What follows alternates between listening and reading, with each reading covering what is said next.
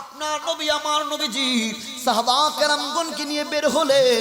হযরতে জাবের রাদিয়াল্লাহু তাআলা আনহু কয়, নবী আমার নবীর সঙ্গে সমস্ত সাহাবা কেরাম চলছেন। আপনার নবী আমার নবীজি যাইতে যাইতে যাইতে যাইতে মরুময় বালুকাময় প্রান্তর দিয়া যাইতেছেন। যাইতে যাইতে আমার নবী আপনার নবীজি হাজতের ব্যাগ হলো, হাজতের প্রয়োজন হলো, মানে প্রস্রাব এবং পায়খানা মোবারক করবেন। নবী আমার প্রস্রাব মোবারক করবেন, পায়খানা মোবারক করবেন গো। আপনার নবী আমার নবীজি তাকে দেখলেন মরুময় বালুকাময় প্রান্তরে গাছের কোনো দশা নাই, গাছের লেশ মাত্র পর্যন্ত নাই। নবী আমার সামনের দিকে যাইতে লাগলো গো। হযরতে জাবের রাদিয়াল্লাহু তাআলা আনহু কয়, আমি নবীজির পিছু পিছু পানি মুবারক নিয়ে যাইতে লাগলাম। হঠাৎ করে তাকায় দেখি গো, আপনার নবী আমার নবীজির সামনে দুইটা খেজুর গাছ দেখা যায়। সুবহানাল্লাহ, দুইটা খেজুর গাছ দেখা যায়। কিতাবের নাম খাসায়েসুল কুবরা। আল্লামা জালালউদ্দিন সুয়ুতী রাহমাতুল্লাহি আলাইহি বড় চমৎকার ভাবে হাদিস কোট করেছেন। আপনার নবী আমার নবীজি দুইটা খেজুর গাছের সামনে চলে গেলেন। এই যে দেখবেন গ্রামের মধ্যে মানুষ গরু চড়ায়, রশি ধরে টান দিলে গরুগুলা পিছনে পিছনে ছুটে, ঠিক না বেঠিক? গরুর রশি ধরে যে মাত্র আপনি টান দেন, গরু আপনার পিছনে পিছনে ছুটে। আপনার নবী আমার নবীজি একটা খেজুর গাছের ডাল মোবারকের মধ্যে ধরলেন। ধরার পরে আপনার নবী আমার নবীজি বলছেন, ইনকিয়াদি বিইজনিল্লাহ, ইনকিয়াদি বিইজনিল্লাহ। হে গাছ, হে খেজুর গাছ, আল্লাহর হুকুমে আমি রাসূলুল্লাহর অনুগত হয়ে যাও। আমি রাসূল জাগা বলি, তুমি তাকা শোনো।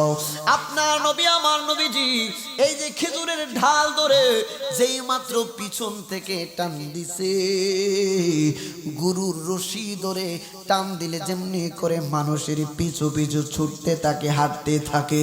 আপনার নবী আমার নবীজি খেজুরের ডাল মোবারক ধরে টান দেওয়ার সাথে সাথে খেজুর গাছটা মানুষের মতো পিছনে হাঁটতে শুরু করলো। রহমাতুল্লিল আলামিন নবীজি আর একটা খেজুর গাছের মধ্যে গেলেন, আবার ঢাল মুবারকের মধ্যে ধরলেন। রে বাপ, আসছে সামনের দিকে, বড় চমৎকার কথা বলবো, কথাটা শেষ করে নেই। আপনার নবী আমার নবীজি রহমাতুল্লিল আলামিন নবীজি আরেকটা খেজুর গাছের ঢালের মধ্যে ধরলেন, আবার আগের মতো করে টান দিলেন। নবী আমার আগের মতো টান দেওয়ার পরে গো, ওই গাছটাও গরুর মতো, ঘোড়ার মতো, মানুষের মতো হাঁটতে হাঁটতে আমার নবী আপনার নবীর পিছু পিছু চলতে লাগলো। জাবের রাদিয়াল্লাহু তাআলা আনহু কয়, পৃথিবীর মানুষ শুনো, আমি তাকায়া দেখলাম গো, আপনার নবী আমার নবীজি দুইটা গাছকে একত্রিত করার পরে আমার নবী আদেশ দিলেন, হে দুইটা গাছ শোনো, আমি রাসূলুল্লাহ হাজত সারবো, তোমরা দুইটা গাছ আমি রাসূলুল্লাহকে একটু আড়াল দাও, একটু আড়াল দাও, আমি রাসূলুল্লাহকে একটু লুকিয়ে ফেলো। জাবের রাদিয়াল্লাহু তাআলা আনহু কয় গো, আপনার নবী আমার নবীজি হাজত মোবারক যখন শেষ করলেন, হাজত মোবারক শেষ করার পরে আমার নবী সামনের দিকে আসতেছেন, সামনের দিকে হেঁটে হেঁটে আসতেছেন। আপনার নবী আমার নবীজি হঠাৎ কইরা সামনের দিকে একটা জায়গার মধ্যে দাঁড়িয়ে গেলেন, স্থির হয়ে দাঁড়িয়ে গেলেন। জাবের রাদিয়াল্লাহু তাআলা আনহু ডাক দিয়ে বলতেছেন, নবী আমার এই মাঝ বরাবর নবীজি কেন দাঁড়িয়ে গেলেন? হঠাৎ করে রহমাতুল্লিল আলামিন নবীজি ডান দিকে কিছুক্ষণ তাকাইয়া রইলেন, আবার বাম দিকে কিছুক্ষণ তাকাইয়া রইলেন। আমার নবী নবীর সাহাবার সামনে আইসা ডাক দিয়ে বলতেছেন, ইয়া জাবের, একটা দৌড় মারো তুমি খেজুর গাছের মধ্যে। নবী গো, খেজুর গাছের মধ্যে যাইয়া কি করব? ও জাবের, তুমি দুইটা ঢাল ভাঙবা, পাথরটাকে তুমি ধারানো করে নিবা, দুইটা এই যে খেজুর গাছের দুইটা শক্ত এবং মজবুত এবং কচি ডাল কাটবা। ওই দুইটা তরতাজা মজবুত দেখে দুইটা ঢাল কাটার পরে আমি রাসূলুল্লাহ ডান দিকে একবার তাকাইছিলাম, ডান দিকে একটা এই যে খেজুর গাছের ডাল তুমি মাটির মধ্যে পুঁতে দিবা, গেড়ে দিবা। আরেকটা ডাল আমি রাসূলুল্লাহ বাম দিকে তাকাইছি, আর একটা ডাল বাম দিকে তুমি গেড়ে দিবা। সাহাবী নবীকে কোনো প্রশ্ন করে না, একটা দৌড় বললেন, নবী গো, আপনি রাসূলুল্লাহর আদেশ মানার জন্য আমি প্রস্তুত আছি, লাব্বাইকা ইয়া রাসূলুল্লাহ। নবীর সাহাবী একটা দৌড় মারছে, দৌড় মাইরা খেজুর গাছ থেকে দুইটা ঢাল ভাঙলেন। দুইটা ঢাল কাটার পরে নবীজি ডান দিকে তাকাইছিলেন, ডান দিকে একটা খেজুরের ডাল গেড়ে দিলেন, বাম দিকে তাকাইছিলেন রে বাবা, আর একটা ডাল বাম দিকে এইভাবে গেড়ে দিলেন। সাহাবী আয়েশা ডাক দিয়া কই, নবীজি, ইয়া রাসূলুল্লাহ, নবী গো, আপনি রাসূলুল্লাহর আদেশ আমি মানার পরে আমার কৌতূহল জাগলো, আপনি কেন ডান দিকে তাকাইলেন? ডান দিকে খেজুরের ডাল কেন আপনি গাড়ার জন্য বললেন? নবী আমার ডাক দিয়ে বলতেছেন, জাবির রে, আমি রাসূলুল্লাহ যেই মাত্র আসতেছিলাম, আমি ডান দিকে তাকায়া দেখি কিছু কবরস্থান দেখা যায় গো, কিছু গুরুস্থান আছে, মানুষগুলা কবর দেশে শুয়ে আছে। আমি বাম দিকে তাকায়া দেখি আরো কিছু কবরস্থান দেখা যায়। নবী গো, আপনি কেন ডান দিকে দীর্ঘক্ষণ তাকায় রইলেন, বাম দিকে কেন দীর্ঘক্ষণ তাকায় রইলেন? আমাকে কেনই বা আপনি এই কবরের উপরে আপনি খেজুর গাছে তরতাজা ঢালগুলা গেড়ে দেওয়ার জন্য বললেন? নবী আমার চোখে পানি ফেললেন আর ডাক দিয়ে বললেন, জাবের, আমি রাসূলুল্লাহ তো উম্মতের জন্য পাগল, আমি রাসূলুল্লাহ উম্মতের কষ্ট সহ্য করতে পারি না। এ জাবের, আমি ডান দিকে তাকায়া দেখলাম এই কবরের মধ্যে আযাব হচ্ছে, বাম দিকে আমি তাকায়া দেখলাম গো, বাম দিকের কবরের মধ্যেও আযাব হচ্ছে। তাইলে বুঝা গেল কবরের আযাব সত্য। নবীজি চর্মচক্ষু দ্বারা কবরের আযাব পর্যন্ত দেখতে পাই। একবার জোরে বলা যাবে কি আল্লাহু আকবার? এ জাবের শুনো, আমি রাসূলুল্লাহর শাফাআতের মাধ্যমে আমি চিন্তা করলাম রে, এই যে খেজুরের ডাল, এই যে খেজুরের তরতাজা দুইটা ডাল যতদিন পর্যন্ত তরতাজা থাকবে ততদিন পর্যন্ত কবরের আযাবগুলা যাতে একটু কম হয়। একবার জুড়ে বলা যাবে কি মারহাবা? ওই মায়ার নবী, জিন্দা নবী, হায়াতুন নবী গো, উম্মতের জন্য কত পাগল। আপনার নবী, আমার নবীজি সাহাবীদেরকে লইয়া এবার সামনের দিকে যেতে লাগলেন। নবী আমার যাইতে যাইতে যাইতে যাইতে গো তাবুর সামনে চলে গেলেন, যাইয়া ডাক দিয়ে বললেন, পানির ব্যবস্থা করো, পানির ব্যবস্থা করো, উজুর ব্যবস্থা করো। সাহাবীরা বললেন, নবী গো, নবী গো, তাবুর মধ্যে কোনো পানির ব্যবস্থা নাই, কিভাবে আপনি উজু করবেন? রহমাতুল লিল আলামিন নবীজি উম্মতের জন্য কত পাগল, উম্মতকে কিভাবে নাজাতের ব্যবস্থা করা যায় নবী আমার সদা সর্বদা সেই চিন্তায় পেরেশানির মধ্যে থাকতেন। আপনার নবী, আমার নবী ডাক দিয়ে বললেন, কি ব্যাপার গো? কই নবী গো, তাবুর ভিতরে স্থান নাই গো নবীজি। কই তাইলে কেমনে হবে?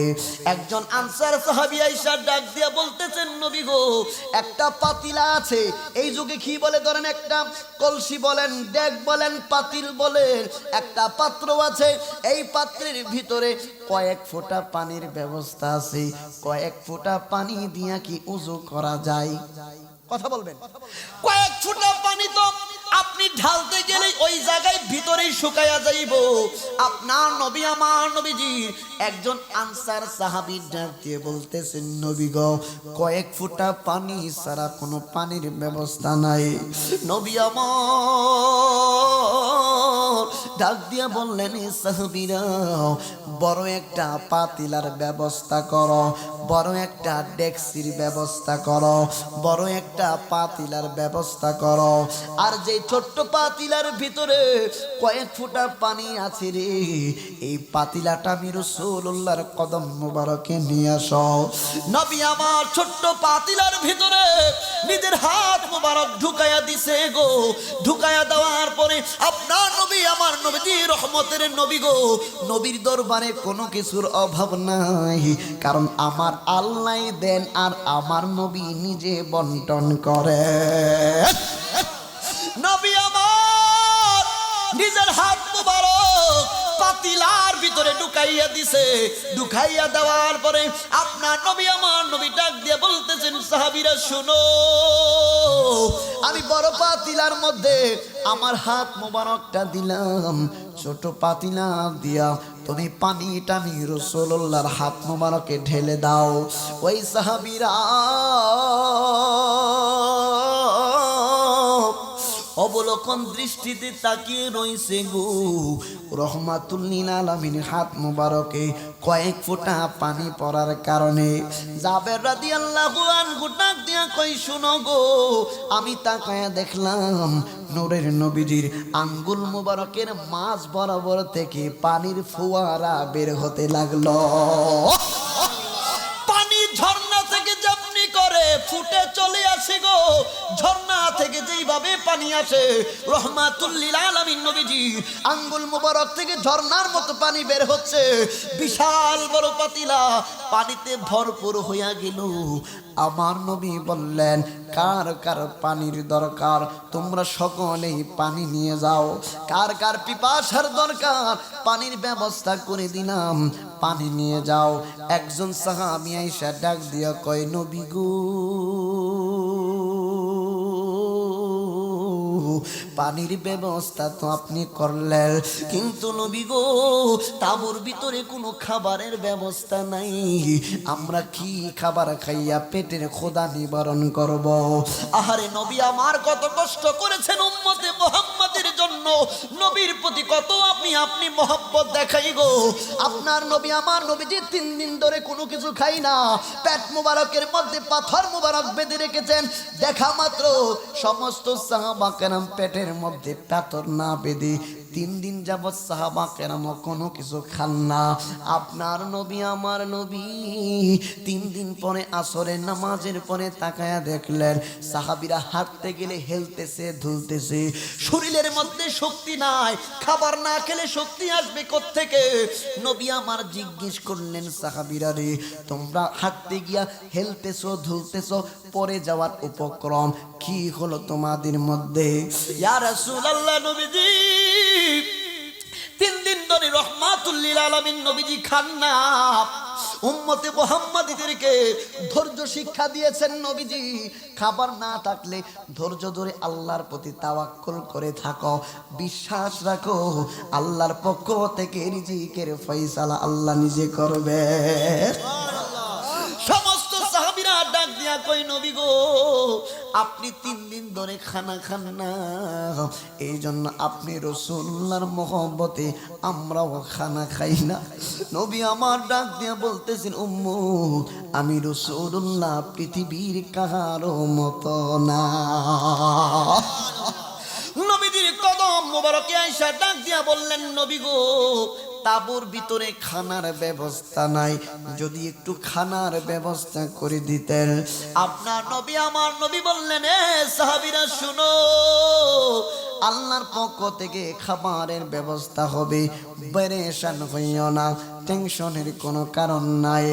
আপনার নবী আমার নবী সাহাবীদেরকে যেই মাত্র একটি কথাটা বলে দিলেন, নদীর কিনারার মধ্যে চলে গেলেন। নদীর তীরে যখন চলে গেলেন, আল্লাহর পক্ষ থেকে বিশাল আকৃতির একটা মাছের ব্যবস্থা করে দিলেন। সমস্ত সাহাবা কারাম এই মাছটাকে এই তীরের মধ্যে তুলে তিনারা কি করলেন, ভাজা করে ওই রকমই ওই জমানার মধ্যে যেইভাবে মাছগুলা খাইতে পারে ওই সিস্টেমে তারা মাছ খাইতে লাগলেন। নবীর সাহাবীরা বললেন, এমন বড় মাছ জীবনে কোনোদিন দেখি নাই। আল্লাহর পক্ষ থেকে বান্দার জন্য সদা সর্বদা বিশাল আকৃতির রিজিকের ব্যবস্থা আল্লাহ করে দেন। একবার জুড়ে বলা যাবে কি সুবহানাল্লাহ? কারণ হলো নবীর প্রেমিক যারা, নবীর প্রতি বিশ্বাস যারা রাখে, নবীর প্রেমের মালা যারা পরে ঘুরে, আল্লাহর পক্ষ থেকে তাদের রিজিকের ব্যবস্থা স্বয়ং আমার আল্লাহ করে দেন। একবার জুড়ে বলা যাবে কি মারহাবা?